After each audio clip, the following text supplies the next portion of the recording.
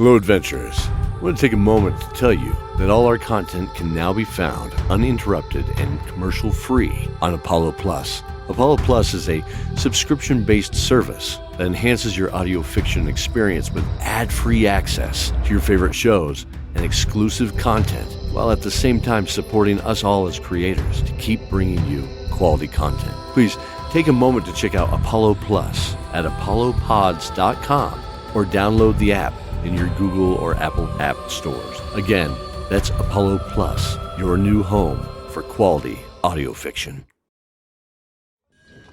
Hello, adventurers, and welcome back. Thanks to our patrons, Ryan Donnelly, Laney Flanagan, Joleen Fresquez, Hayley Muñoz, Daniel Nichols, Brian Dowling, and to you, our dear listeners, for helping to keep the adventure going this season. We'd like to invite you and your friends to follow us on Facebook and Instagram for news around our season finale. Just look for Dice Tower Theater. Also, if you would like to have a sticker from the show, please leave a review on any podcasting platform and send a screenshot to dm@dicetowertheater.com with a mailing address that we can send it to. It's cold here, isn't it? Looking outside, I can see old dirty snow, half melted into slush, cut by wagon carts. Last episode, BENEDICT the Paladin and CORDELIA the Fire Mage found themselves kidnapped and transported hundreds of miles away to the far northern land of Wolfen. Sitting at the foot of the obsidian fortress and in the looming shadow of Lord Palace's dark throne.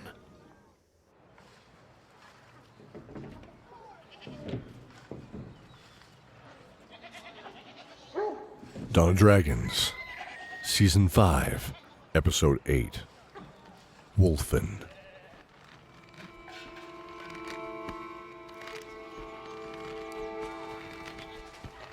Benedict found himself walking now, one weary foot in front of the other in the cold, dirty slush of the road. Snow had melted slightly in the day's sun to soften and churn with the red clay of the dirt below. They were leaving the rough log and thatched shack they had stayed overnight in when they arrived. I have to say, I am impressed. The bartender, who earlier introduced himself as Karn, was referring to their attempted escape a few hours ago. The guards had loosened their bonds to take their armor, leaving them in simple clothes. They saw a chance to get out and took it. Benedict only went down after delivering a few well-placed blows with his trained fists, and CORDELIA mustered all her energies into whatever magic she could conjure up to give them time to get out. But it was no good.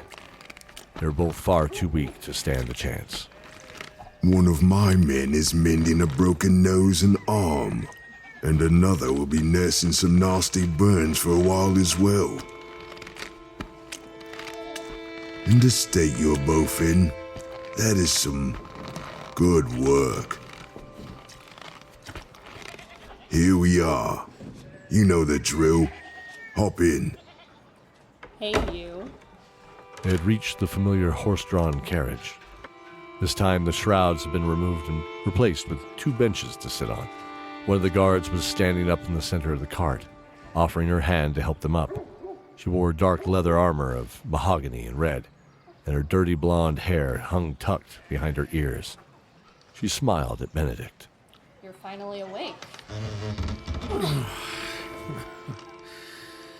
No thanks to you. You have a strong left I didn't see. Sit over there while I get your friend.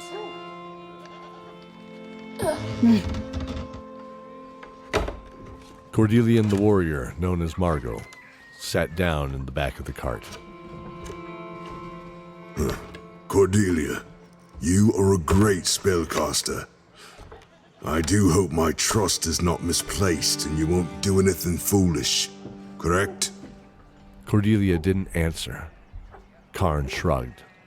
Turning back, he nudged the reins and clicked his tongue against his teeth behind the short-cropped raven-black beard, signaling the cart to move. They cut slowly into the same slushy muck they had walked in. I am Karn. You are in Red Pine, home of my people. The sprawling metropolis of Wolfen. You can see how rich we are. There's someone selling day-old bread. And hey, that kid right there probably chooses not to eat for a week, right? I'm sorry to hear that your people suffer. Karn raised an eyebrow at the comment. He didn't want pity. To have this prisoner show humanity was, well, unexpected. I appreciate your understanding. The rich East, where you're used to having plenty to eat and wear. Well, out here, in these more savage lands, things are more primal. We have to make do with what we can, and we take care of our own to survive. As Karn spoke, Benedict's attention was pulled towards two lit braziers as their cart tumbled past. In the middle, on a pedestal, sat a single ancient stag's antler. It seemed to call to him, and all time slowed. Suddenly, Benedict stood on ancient rocky terrain. He felt as if he had regained all of his strength, but a heaviness bore on his heart, a sense of overwhelming dread. He glanced down and found that he was wearing armor again, but this was not his own. The chest piece had a stag's head emblazoned on it. He glanced up and found fog surrounding him. It moved and shifted, revealing an army behind it, carrying a banner of the same stag on their armor. Looking across the barren field, he found another army carrying a banner of a wolf. He had a gut feeling that all wasn't what it seemed here. And with that thought, a screech echoed among the fog. Benedict's attention was pulled up to find an eagle soaring high above, watching, waiting. And then an owl landed on a branch next to him, and he thought he saw it smile. The light drizzle of rain pulled Benedict out from this vision, and back to the dreary town they traveled through. Thank you, Nightmare. Wait, what the? He looked at Margot and quickly realized emblazoned on her armor was the same wolf of that opposing army from the vision. The leather was much more modern in style, though, and he noted this was the same armor that Karn wore as well beneath his cloak. Hey, I don't blame you two for wanting to escape. Needless to say, I'm impressed. You are every ounce the hero we've heard about. Benedict Shieldheart. What do you want with us? Why are you doing this? The answer to that has many layers. The short version, Palace runs the fortress now. And he is greatness. Will give anything to have you two in his hands. And as I said before, that money could help us eat for a while. Whether or not we get blood on our hands to do it. There was a silence for the remainder of the journey as they approached the encampment. Some of the guards stood and hopped off the slow-moving cart to walk ahead. As they closed the distance, they noted the guards and soldiers here wore different armor, recognizable dark armor that Benedict was very familiar with. Both the guards walked alongside the cart, sat with Benedict, Cordelia, tensed, and became very, very silent.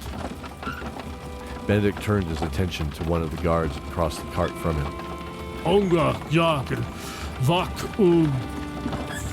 was gonna Stund. The guard looked surprised as Benedict asked the question in Dwarvish, or what he thought was dwarvish.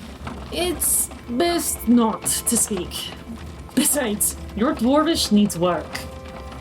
Can you tell us where we are going? I am Benedict. What is your name? I know who you are. Radia. Can you help? We just want to know why. Ravia looked around nervously, but everyone continued marching. Karn looked back and nodded solemnly, let out a hefty sigh, and they both could see shame lining his eyes. Cordelia, Benedict, and Ravia leaned in to cloak their conversation. Our options are to serve Lord Palace or die. Our people are cursed, and he has a tight grip around our necks. I'm sorry. We're just doing what we have to in order to survive. Curse? Well, can we help you break this curse? That is impossible. The only one who could break this curse is our sage, and he is no longer with us. Benedict opened his mouth to respond, but Ravia shook their head, gesturing towards the front of the cart. They had reached the middle of the encampment now, and Benedict saw a slightly familiar figure. Waiting for them stood a tall man, powerfully built, shrouded in tight, dark cloth like a close-fitting shadow. Benedict could sense something very wrong in him, now that he was closer than when he was in the stands of Enrook. He struggled to remember his name. His red eyes behind the blackened iron helm adorned with twin forward-facing horns pierced through Cordelia's heart, sending shivers down her spine. Whoa there. Settle down. The cart came to a halt, and Ravia assisted Cordelia down gently. She stopped her for a moment, looking at her with a deep, regretful frown. I'm sorry. Cordelia felt herself pitying them. These were people just trying whatever they had to do to survive. She gave them a weak but reassuring smile. The two were ushered towards a being with the burning red eyes. But as they got closer, Benedict's heart sank as he remembered who he was. Maldros the Unrelenting. Aye. Hearing my old gladiator name never ceases to bring back such fond memories of these northern fighting pits. But I won my freedom, dog boy. My freedom and my name. My apologies, Lord Maldros. Now, that wasn't so hard, was it? So much better, Khan. Who do you bring before me? You said they were important, but they look nothing more than rats. Or maybe maggots. Benedict was surprised to realize that Maldros didn't notice who they were. Were they so weak and frail that they were really that unrecognizable? It didn't matter. They were both prepared for what surely could only be death once Karn disclosed their names. But Karn's demeanor shifted, and Cordelia noted that he tensed more, glancing towards the two with uncertainty, before turning his attention back to Maldros. They are thieves and vagrants. We caught them raiding our supply, and with how limited we already are, I just assumed you'd want them brought to justice. Cordelia and Benedict risked a shocked glance at each other. You there? Come here. As Maldros turned to speak to the guard, Karn carefully snuck a soft smile and nodded at them. He couldn't bring himself to go through with it. And that may have been just what saved their lives. But their relief was short-lived and replaced with dread as Maldros replied. Waste of my time. They don't even have enough meat on their bones to bring a laugh. Fighting drakes and bears in the pits, do they?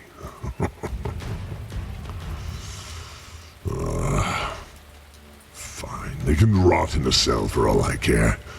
Take them to the fortress. Let's go. Back to the cart. Come on, move it.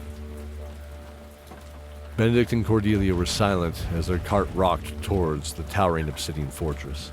The fortress was massive and menacing, with an array of jagged spires thrusting from the evergreen-covered hills and mountains surrounding it. From a distance, one could assume the fortress was genuinely crafted of pure obsidian.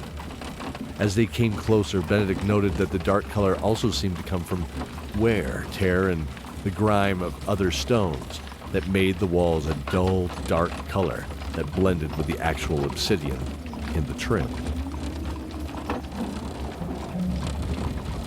Oh, no. Cordelia became very aware of the roars and growls echoing from beyond a massive, rusty portcullis. The same width as the front gate at the Celestine Tower, she noted, not as welcoming.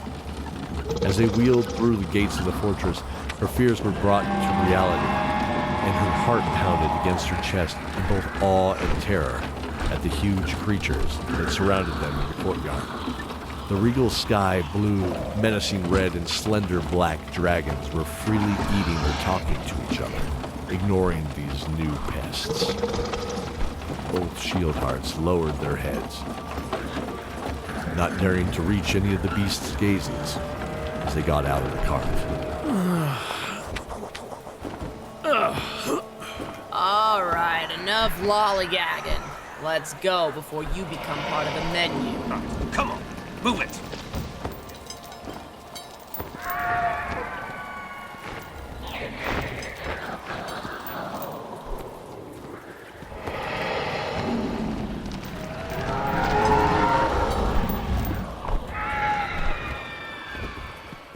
The two were led to the interior of the fortress and down wet stone stairs into the dungeons. Not wanting to out themselves as to who they really were, they kept silent until... Come on. No, you can't do this. The guard that bound Benedict's hands turned away from Cordelia and her captor, taking another corridor. Don't do it. Benedict struggled, but he had used any energy he had saved on their earlier attempt at an escape. Wait! I'll be okay. Just stay safe until we can get out. Just stop. Trust me for once. I'll be with you. Okay?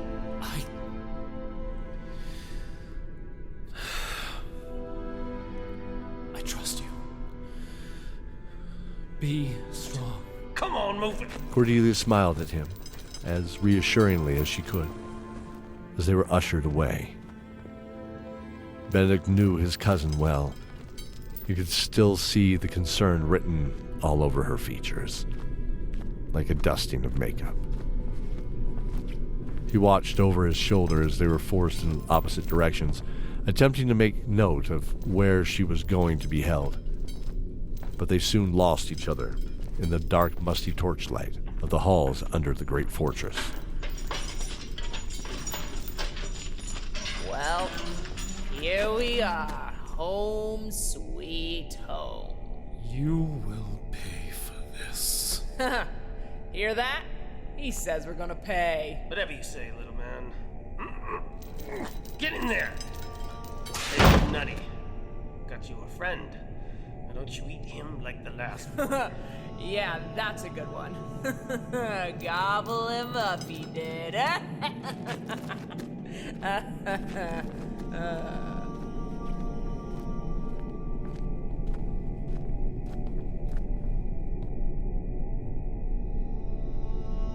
Benedict listened to the guards walk away from the cell, before smacking the ancient oaken door with the heel of his hands in frustration. I have to get out of here. We have to get... Benedict was startled, realizing he wasn't alone. He turned on his heels, his eyes narrowing to focus into the dark corners of the cell. He rubbed his sore wrists, where the marks were, from the rough hemp that had bound him for so long. Who's there? Show yourself. Out of the shadows slowly waddled a frail old man, dressed in dirty cream and gray muslin. His wiry, unkempt, gray hair and beard framed wise, owl-like eyes. He smiled wide at Benedict, revealing rows of teeth covered in yellow. Oh. Okay. Benedict relaxed his shoulders, quickly assuming his cellmate was harmless. Well, he hoped.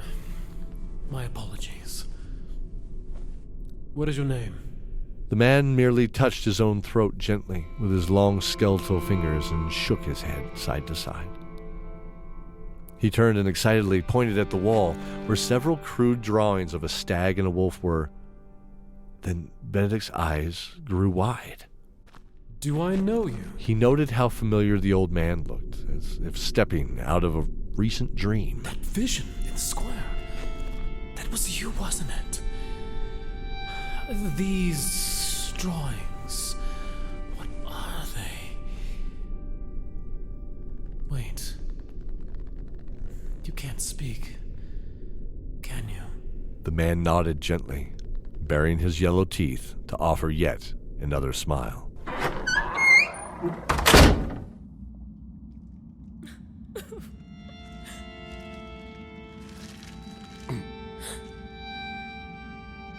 Cordelia knew she was not alone in this damp and musty cell, as whoever or whatever was accompanying her was making a low, gruff, almost growling noise. Obviously not very excited to have a cellmate, she assumed. For a few hours, Cordelia kept to the corner of the cell, closest to the heavy iron-banded oak door. She stayed silent, letting her eyes adjust to the darkness and weighed her surroundings. There wasn't much to the cell, besides being damp. A little pad of straw was in the corner, but smelled of ammonia and mold. Yeah. I'll just sleep by the door. After some time, she was able to make out the figure curled up in the opposite corner of the room. He was big and cradling his arm. He didn't make much more sound than when she entered the cell, but his breathing was slightly labored. Hey, are you hurt?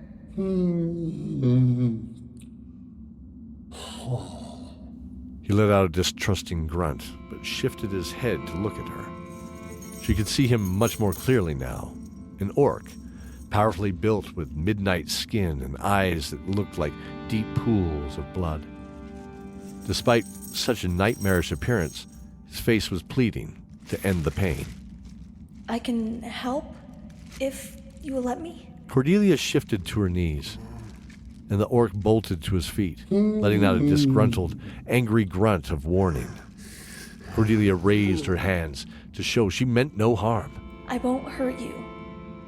I promise. She smiled kindly at him and slowly clasped her hands together, closing her eyes to focus and muster her energy into her palms. Galut. She then spread her hands out in front of her, releasing 4 tiny white sparkling lights. She urged them to dance around the room slowly. Upon opening her eyes, she found the orc's focus entirely on the lights. He wasn't fearful of them, but looked to be in awe, smiling at the lights, danced gracefully in scarlet pools of his gentle eyes. See? I'd like to be your friend. The lights approached the orc slowly as Cordelia carefully stood and took a couple of careful steps towards him. Do you trust me? He took his eyes away for a moment to smile at her, nodding gently. She reached out a hand, one of the lights fluttering just above her palm, and smiled kindly at him as he carefully offered her his powerful hand in return.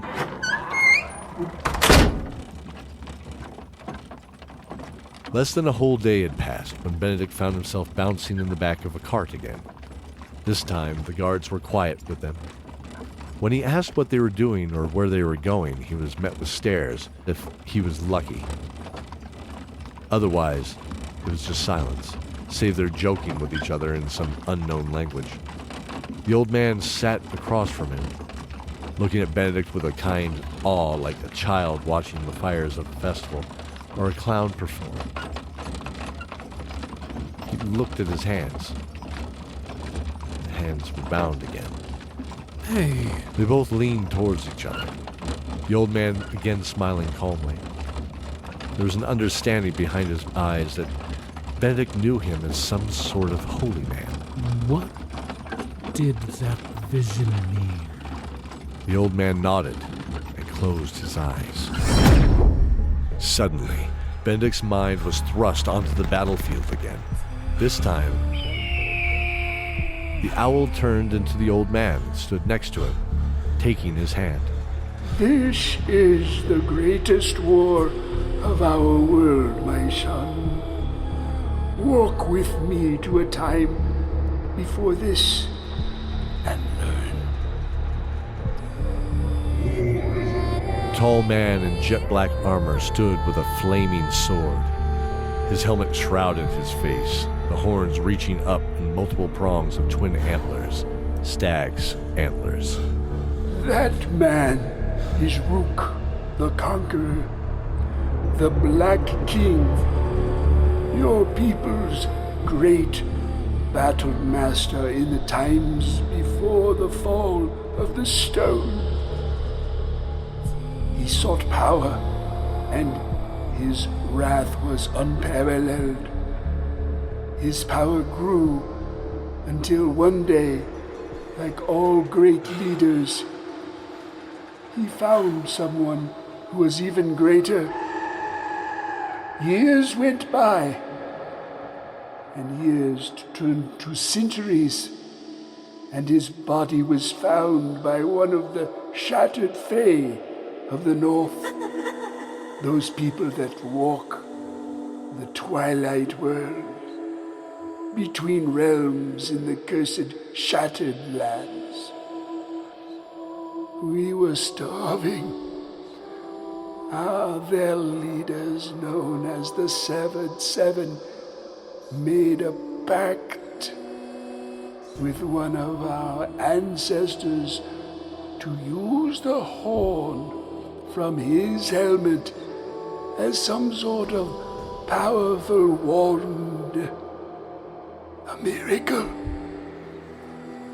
We were able to defend ourselves and till the earth.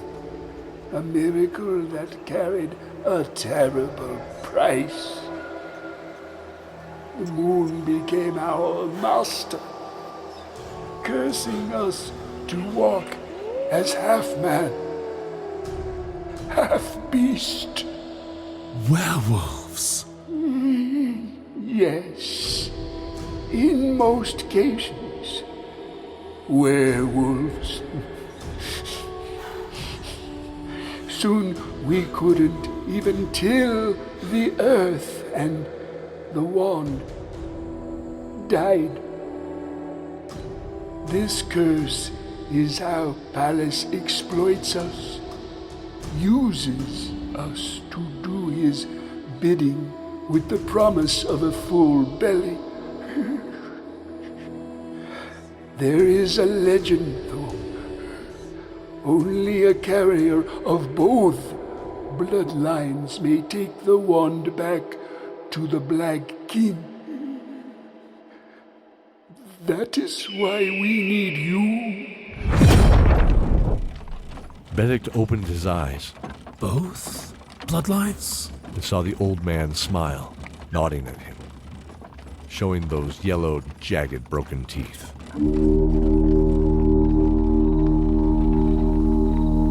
Here it is. Looking around, Benedict saw they were in a small forest clearing.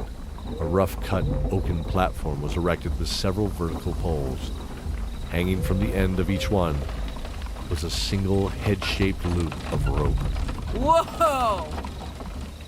All right, let's get this over with. They were roughly shoved out the back of the cart and up the rough steps. Come on. Can't keep the ferryman waiting, he pukes. Benedict's heart began to race. No. Suddenly, the sage whipped around and buried his teeth into Benedict's shoulder. He felt pain and fire race in his mind as he struggled to free himself. off of me! Told you he was hungry. Benedict broke free. Hey, stop it! Wait! No! Get him! And in the confusion and his own panic, ran towards the end of the oaken gallows. He saw a horse, and he called for it. Here! The horse, hearing the call, galloped over to Benedict, who swiftly jumped off the deck onto its back. Come on! Fire! And sped away out of the range of a few arrows.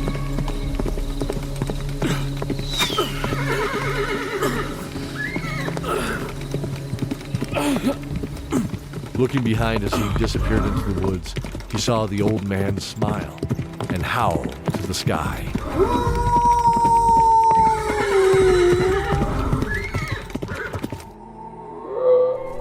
He then saw him fall as they swarmed over him. His curse was finally ended in swift strokes by the guards of the Dark Army. As the nights passed into days, Cordelia's cellmate allowed her to clean and take care of his wound, which, given the conditions, began healing beautifully.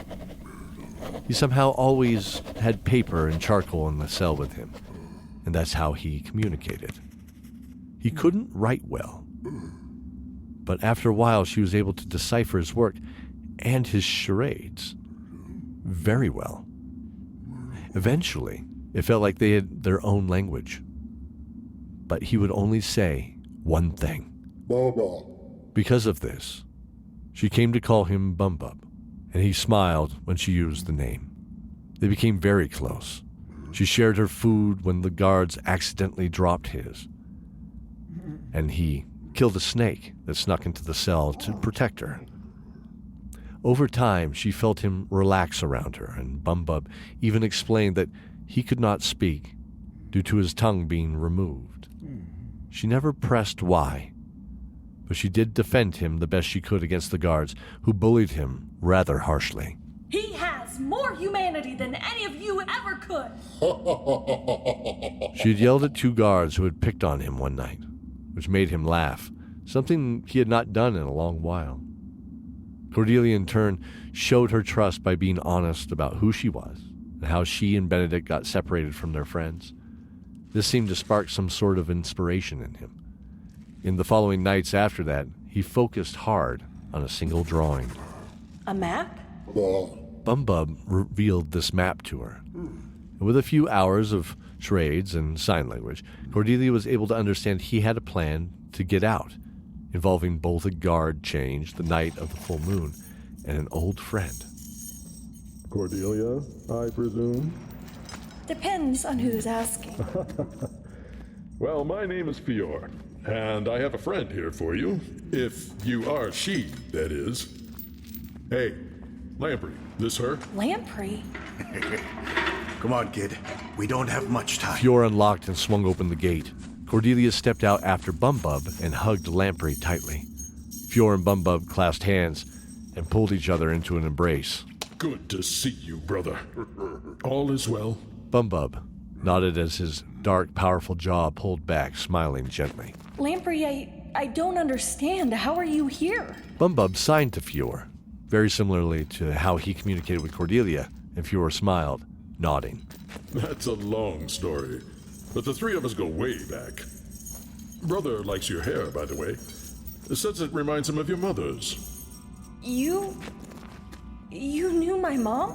I did, yes. He smiled warmly at her, with a single nod. Brother smiled, and that's when she noticed him stand up straight. Powerful. He winked at her. You really didn't need me to help you, did you? BUMBUB wrapped his arms around her, chuckling. Sorry for the charade, but we didn't want them to know he's stronger than he seems. Yes, whatever. Now move over there, you big ox. Lamprey started ushering him back into the cell. I apologize, Cordelia, but we really don't have time for this. Wait, aren't you coming with me? No, child, I'm here to replace you. They won't notice, and if they do, they'll just assume that we traded cells. What about Benedict? Well, they took him to be hung, and... What? No! Whoa, there. Let me finish, kid. Oh, wow, so impatient. She is the daughter of Lorahana, isn't she? That obvious, huh? Well, he escaped, kiddo. He's safe and sound. Now, you listen to me. You have friends waiting for you in the west in Shikara. You must head straight there. Do you understand? Yes, I understand.